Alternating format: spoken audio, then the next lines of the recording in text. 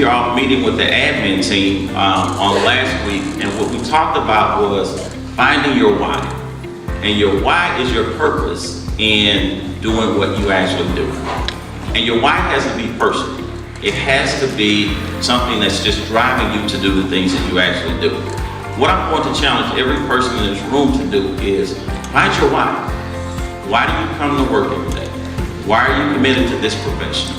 Why do you do what you do for children? She told me with the brightest sparkle in her eyes and passion in her soul that becoming a teacher meant she would have the power to change the world one student at a time.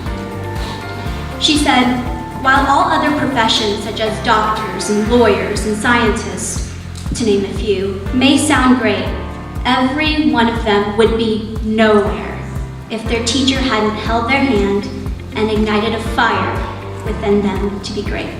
If you don't know about me, the first 2 years of high school were really rough. I mean, in the 8th grade, I was diagnosed with neurofibromatosis type 2. If you all know or remember your high school days, it's not exactly an easy transition between junior high and high school. Until junior year, 3rd period, I walked into my AP US history class, and I met the teacher that has had the most impact on my life so far, Mr. Driver.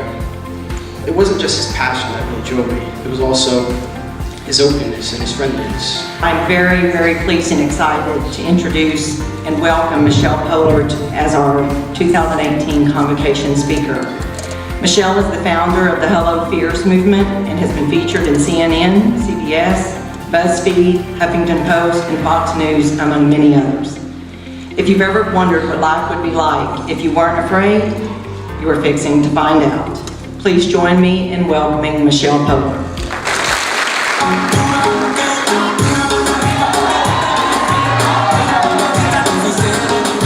That day, I learned the important difference between fearless and brave.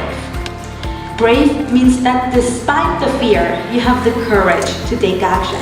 And that is way more powerful and inspiring than being fearless. As teachers, you're not supposed to be fearless and hide the fact that you are also scared sometimes, because it is way more inspiring to be vulnerable and say, yes, I am scared this time too. Can you join me? Can you face this fear with me? I think that would be so much more inspiring. Only when I decided to switch the question around and I asked myself, Michelle, what's the best that can happen? That's when I started to see the possibilities that were hiding behind my fear. The more we say yes to new experiences and to new opportunities, the more we allow other emotions to jump in. So the important thing here is to make sure that we can keep fear in its place and not let it spill over into the other emotions. Things I wouldn't dare to try a year ago became my favorite food.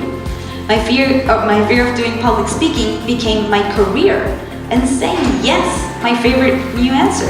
I want you all to be courageous leaders. Every single person in this room is a leader. Not by title, not by job description, but each of us is a part of a component of this school system to make it better. This school system will not rise and fall on the superintendent. I need all of you. Can I get that commitment? Can I get that commitment?